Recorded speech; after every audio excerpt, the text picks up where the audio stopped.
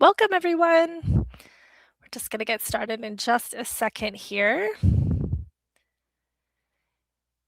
You are here at the free mini workshop in honor of World Storytelling Week for making your readers fall in love with your characters.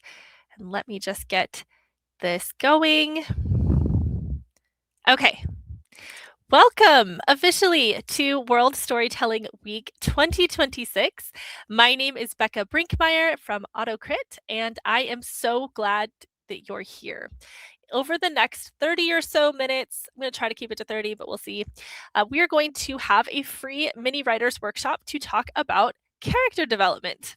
Now, I love my characters, but my goal for this session is to kind of work our way through making characters that are more than just likable. I don't want a character that is kind of meh, kind of likable but ultimately forgettable. What I want is to create characters that are unforgettable, the kind of characters that stick with you long after you have closed the book.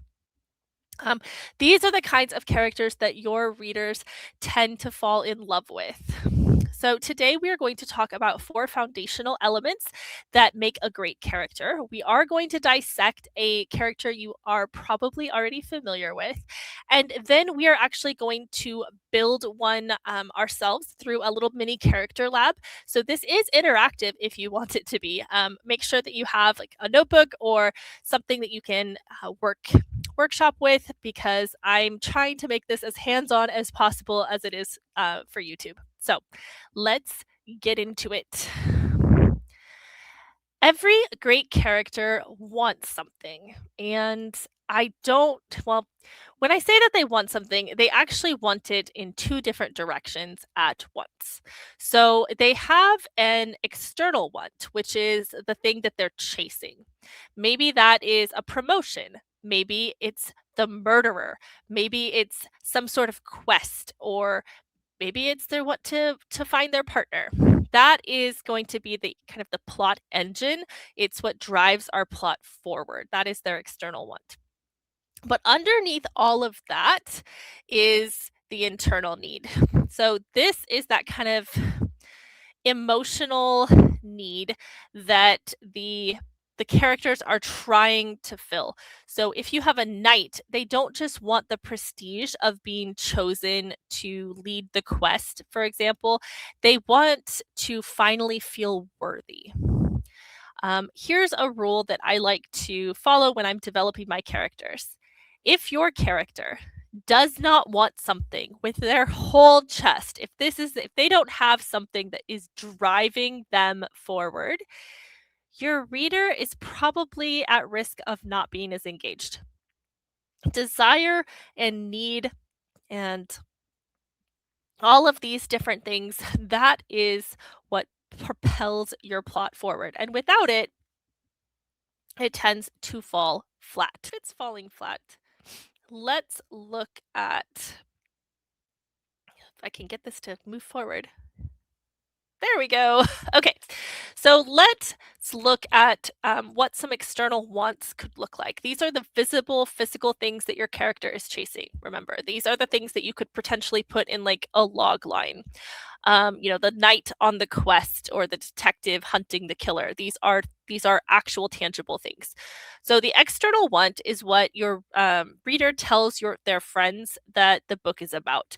It can become the surface of the story, and we care about this because without something concrete to chase, your plot risks becoming very weak. An important note here that all of these things, whether it's to find something lost or proof of innocence or guilt, a title, position of power, money or freedom, revenge, all of these things, none of them mean anything necessarily on their own, because after all, a lost object is just a lost object. Revenge could be drilled down to just violence. Readers care less about the want itself and more about why it's burning so hot for this character. So that is exactly where we're going to go next. So here on for internal needs, I think this is really where the real story tends to happen. This is what's going on underneath your plot. Your character is going to spend the entire book chasing that external want. But their internal need is the thing that they're going to have to reckon with whether they catch it or not. So notice that most of these kind of feel like they're about permission, right? Your character deserves or desires, excuse me, permission to be seen, to be loved, to rest, to grieve. Your character has probably decided somewhere along the way that for whatever reason, they don't get to have these things. The whole arc then is about whether they change their mind. When you're building your character, you need to ask yourself if they got everything, would the story feel finished? And if the answer is no, then you found that internal need. Okay, let's talk about the next element, a next kind of foundational element. Has anyone um, ever heard of kintsugi? It's a Japanese art form. I put a little icon on here for you. So when you have broken pottery, it is repaired with gold, so the crack doesn't kind of ruin the piece. It becomes this really valuable, beautiful part of it. Your character's flaws can serve as that golden seam, so to speak. This is really important, though. What is a flaw? Is it a bad habit? If your character's a constant nail biter, is that a flaw? No. If they are super messy, is that a flaw? No. If they have ADHD, I have ADHD, is that a flaw? No, it is not. None of those things are flaws. Um, some of them are quirks, things like being messy could be a quirk, being biting your nails is a habit, ADHD is the way they were born. Um, but a real flaw is a misbelief, which is a lie your character has told themselves about the world that keeps them safe, but also tends to keep them miserable. I am only lovable when I am useful. That's a misbelief. If I let anyone in, they will leave. That's a misbelief. The whole story becomes about whether that lie gets broken. I have some more examples of misbeliefs for you here. So remember that a misbelief, though, we're still not a character flaw in the traditional sense. It's not that they drink too much or they have a bad temper. This goes a little bit deeper. This misbelief is a conclusion that they drew from a wound, usually early in life, but doesn't have to be, that made total sense at the time and has been kind of quietly or at times aggressively running their decisions ever since. So the cruel thing about a misbelief is that it works. It protects them. If I never want anything, I can never be disappointed. That's a perfectly functional survival strategy. However, it's also rather limiting, isn't it?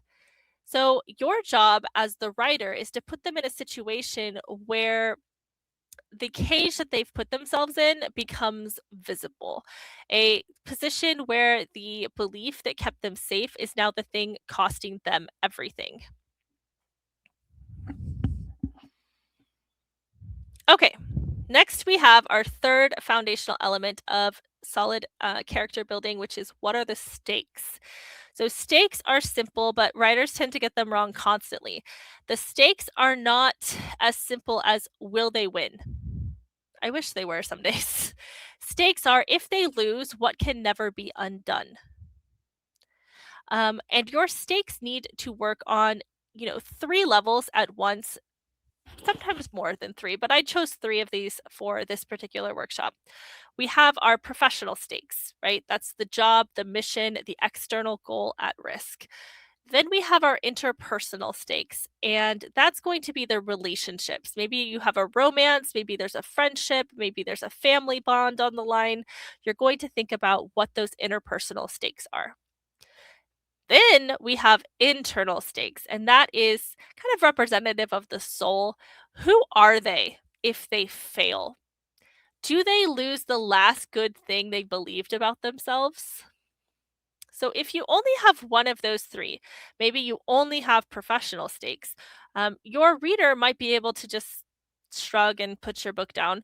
If you are stacking some of these stakes, so you have professional stakes and interpersonal stakes, or you have interpersonal stakes and internal stakes, or hopefully you have all three: professional, interpersonal, and internal. Now you have created something that has really grabbed your reader. And our ultimate goal is to make it so that it is very hard to put our book down.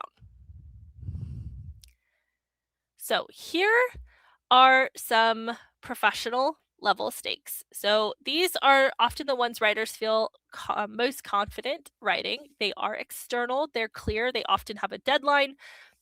However, I find them the biggest mistakes are treating them as enough on their own. A character just losing their job is only stakes if the job means something deeper than a paycheck. The position could define them. Maybe the work is the only place that they feel competent. Maybe it is vitally important for the existence of society on its whole.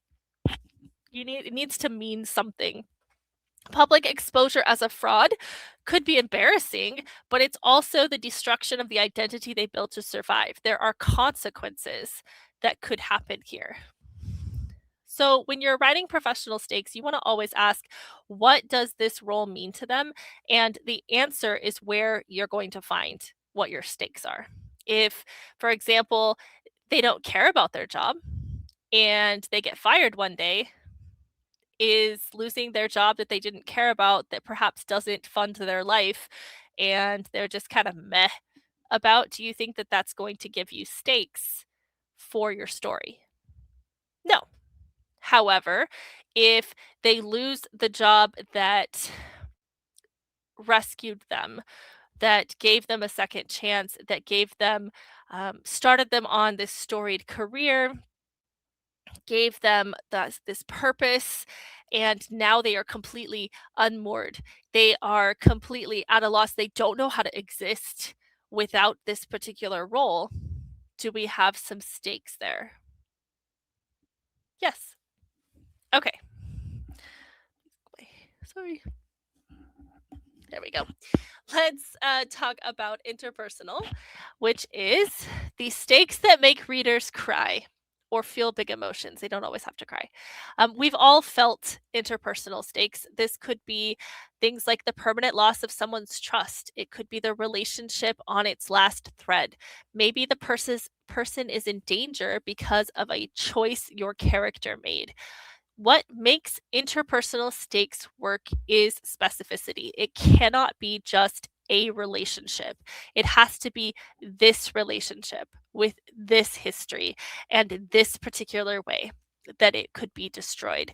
The more specific you are, the more universal it feels, which sounds like a paradox, but it's completely true because the reader doesn't cry because they've lost a nameless friendship. If you have a scene in your book where someone tells a lie, and as a result of a lie, their old college roommate no longer speaks to them. However, the last time they saw their college roommate was 5 years ago in passing at a tailgate party for a football game. Do you think that the loss of that friendship is going to keep that character up at night? Probably not. They don't really interact. Now, if your character tells a lie, and as a result of that lie, they lose the trust of the one person who has been there throughout their life since they were 4, their best friend, the person that keeps all of their secrets, the person that is the first one that they want to pick up the phone and talk to. And this lie threatens or potentially destroys a lifelong friendship. is your reader going to be pretty engaged in how this is repaired, or if it can be repaired, or the grief and loss that happens when there's something that's unforgivable? You want your reader to feel like they are on this journey with your characters. So this is an important level of stakes to think about. We also have internal stakes, and this is the one that separates kind of good stories from fantastic stories. Internal stakes are best defined as the question of who your character will be when all of this is over. It is not a question of like what they'll have, or who they'll be with, especially when we're looking at like romance subplots, but it's who will your character be at the end of this book. Um, Becoming the thing they swore they'd never be. This could be an internal stakes. Maybe you have kind of a morally gray character that has a really strong moral code, even if it's not quite at the same level as society's expectations for a moral code. But there are some lines that they are pretty determined they will never cross. But in order to achieve the objective, they do have to cross that line. And if they do, it does something to them. There's a cost to that. They have to become the thing that they swore they'd never be. They may not be able to recognize themselves afterwards. These are the kinds of stakes that can be super haunting for readers because they're the stakes that we all actually live with. We're all in some quiet way trying not to become something. When your character faces that and chooses or fails to choose, the reader can almost, it's like a visceral feeling. If you've ever read a book that has really strong internal stakes, or specifically maybe this kind of internal stakes, it feels real. If it's done well, it feels really, um, visceral and strong, and you can almost feel it in your chest right here. That is the story. Everything else is going to move your plot forward, but this internal stake here becomes the story. Okay. Our fourth question that we need to ask is, how are they vulnerable? So this is that fourth foundation. I find that this is the one that many writers tend to skip, but it's also the one that readers remember forever. So if you are looking at this and you're like, Bekah, I don't ask myself this question, and you need a reason why, think about your readers. Um, think about when you read what sticks with you at some point, as you're writing your story, and I like to think about this, earlier, usually in my story, you need to show your character in a vulnerable situation and perhaps actually feeling some pretty deep emotions. Maybe there's the, save the cat method where the hero does something selfless in the first act so the audience roots for them. There's that. But on the page, you want your character to express a vulnerability. You want your reader to stop watching what your character is doing and start kind of becoming your character. It's this kind of moment of total intimacy. And once you have that bond between your reader and your reader is going to be invested in whatever else happens to this particular protagonist. So we have some glass moments. These are moments of vulnerability. You can read through this list, any one of them written simply and without explanation, could be an opportunity to make a reader fall in love with your character before they've done a single heroic thing. A lot of this is that it's alone, it's unwitnessed. The moment counts as a glass moment if the character believes that no one else is watching them. Because then it's not a performance, right? If they are having this moment of emotion in a parked car in the parking lot right after they left the hospital where they visited this person, and they were very strong and stoic the whole time, but then there's this moment where they are sitting in the car and it's all dark, they're all alone, and they let themselves feel just a snippet of that deep emotion that they've been carrying. That is a glass moment. Maybe it's a representation of just who they are when they take the armor off, when they are allowing themselves to be human. You want to give your reader one of these moments, and it doesn't have to be any of these are just examples, but give your reader one of these early, and that will help build trust for everything that comes after. You guys still with me? Okay. All right, so those are the four foundational elements of creating a fantastic and unforgettable character. But I want to see them and show them working in the wild on a character that you probably, hopefully, know. If not, spoiler alert for the Hunger Games.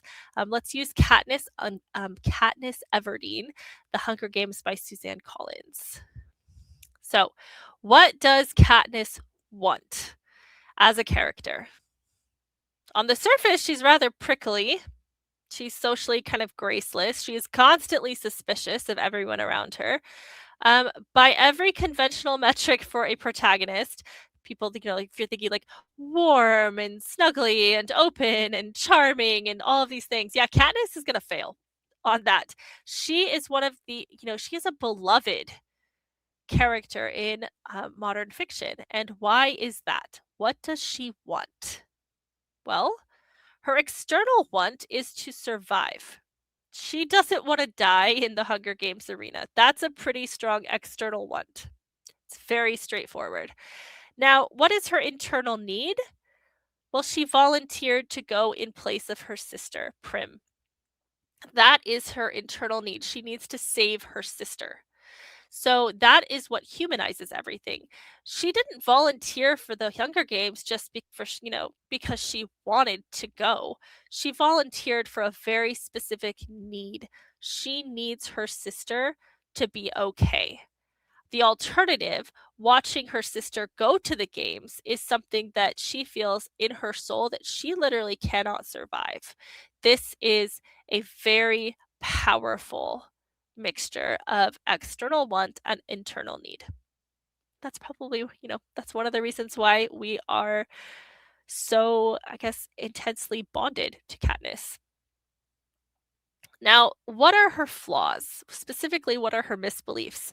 Now, I believe that her main misbelief here is that connection is dangerous. If you'll look throughout the story, she keeps Gale and then Peeta at arm's length. She doesn't let herself be loved because she is constantly waiting to lose everything. Her social kind of prickliness isn't a personality quirk. It is her coping mechanism. It is the armor. It is what she puts on to survive. And that armor, that fear of connection, is the flaw because it's going to pretty effectively keep out everything that she needs. So let's look at her stakes. What are the professional stakes for Katniss Everdeen in the Hunger Games? This is not a trick question, I swear. The professional stakes are survival. She needs to survive the games. Now, what are the internal stakes here? So if she survives by becoming a monster, has she actually survived at all? So the internal stakes are here. She's going to have to become someone that she doesn't recognize in order to achieve survival and to also achieve her interpersonal stakes, which are her sister's life, Peeta's life. We have other people's lives at stake. She also needs to survive, but in order to do that, she is fighting those internal stakes of if she survives by crossing all of her lines, has she actually survived? Or did she lose herself in the process? All three of them, professional, internal, and interpersonal, are stacked beautifully in this series. So, how is she vulnerable? What is the glass moment? Rue. the scene with Rue is where I would identify a glass moment here in The Hunger Games. It's a tiny tribute moment from another district. Katniss is covering her in flowers. She sings. She does the signal. In this whole story, you have a girl who has built a fortress around her heart. She doesn't let anyone in. She is a survivor. She is, she will do what needs to get done, but she is not one for all of the feelings. And in this moment with Rue, as she's singing and she's picking all the flowers and putting this over Rue's body, that is the first time that we really see the cracks in this armor for Katniss. We see that underneath this like survival machine is someone who is so desperately, achingly in pain and is kind and gentle and tender in her own way. We never forget it, right? And she never lets us really see that again. That one moment has to carry much of the story, and it really does. So in the comments, I want to hear from you. I want you to think of maybe a favorite character. Could be just one. Maybe it's from a book. Maybe it's from a movie or a TV show. Really, any kind of media. Which of these four, foundational elements is their strongest? Is it their burning impossible like desire? Do they have a really strong, definable want? Is it their gorgeous, tragic flaw? Is it the stakes that feel like it's just squeezing you? It's this heavy weight on your chest. Or was there a glass moment that you've never stopped thinking about? Share if you want in the chat or the comments, and I would love to hear it.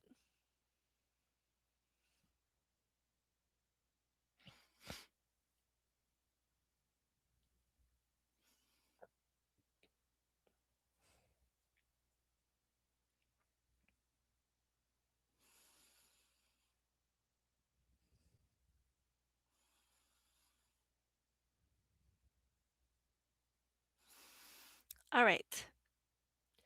Moving on. Does everyone have some paper? If you have a notebook handy or open up a new document on your computer, your phone, we are going to do a little character lab session. Stay with me. This is something that will help. So I have built out a silly character quickly, and I want to show you how I did that. So let's do this together. First, I want you to draw a 2x2 grid. That's 4 squares. This is called an identity matrix. Over the course of the next few minutes, we are going to build out the identity of a character. So step one, in the top left, I want you to give me an archetype and then immediately add one contrast that breaks it. Oops. If I can get it to go back. There we go. Okay.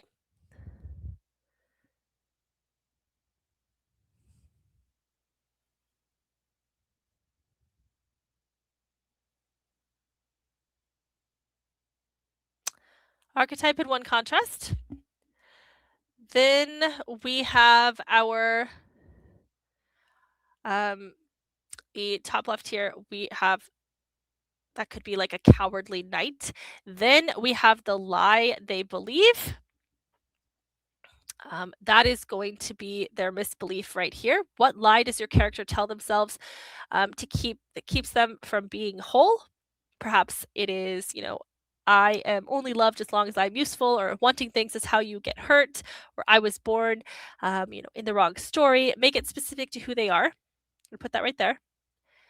Next, we have in the bottom left, we have what event will crack their world open and force them to change? The loss of the job, perhaps a death, the lie that gets exposed, maybe a door gets slammed shut, something they cannot unexperience. So I want you to put that there. Next, we have in the bottom right, we have the kind of most important square, I think, here, which is what is the one thing your character will never do, no matter how desperate things get? Perhaps they'll lie, but maybe they'll never betray their sister, or they'll compromise everything except this. This is their humanity. This is why we root for them when they do terrible things. I want you to write it down. So I'm going to give you guys 3 or 4 minutes here. Let's do 4 minutes to fill this out and build out your matrix.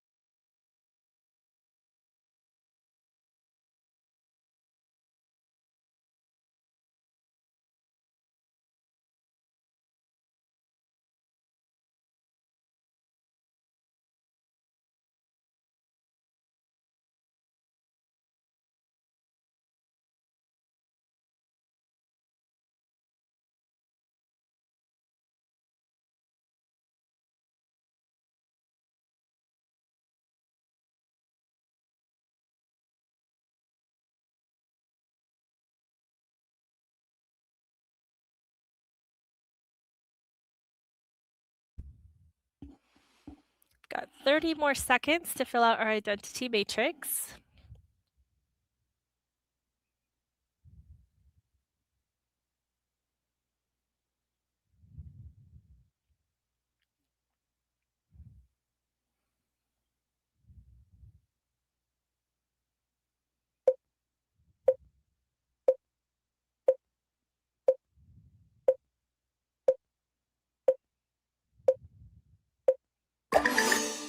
Okay, and time. So I want you to, outside, you'll see where I wrote Sir Alfie the Knight here. I want you to give your character a name and then give them some kind of physical tell. Maybe it's a tiny unconscious habit they have, perhaps when they're lying. For Sir Alfie, I had, because I always play with my rings, I have that he plays with his ring. Is a just kind of physical tell of when he's either uncomfortable or he is lying. But it could be something like maybe they laugh too quickly or they, I don't know, look at their hand. Little details like this are going to be what make readers feel like they know this character personally, because suddenly the character's also body is now giving them away when they are fighting through this. So let's look at what I put in here for my character. So we have Sir Alfie the Knight. I don't know, names have been exciting for me lately. His archetype and contrast is that he's a cowardly knight. He is sworn to valor, but he's deeply afraid.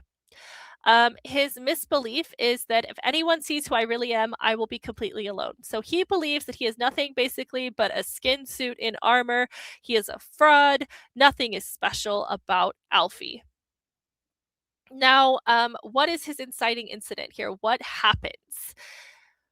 Well, he is given a quest that he cannot refuse. The king assigns him a quest, and along the way, he's going to interact with a young orphan named Madison who idolizes the knights and just kind of invites herself along on his journey, whether he wants her there or not. Now, his line that he has, what he will, his line in the sand, the thing he will never ever do is he will never allow a child to come to harm as long as he has a heartbeat. And so, what does that look like here? Well, Madison is in danger and he will sacrifice everything and go above and beyond in order to keep her safe. So, Azra, I'm going to scroll back to the next previous slide. So, right here in our identity matrix, we have an archetype and a contrast.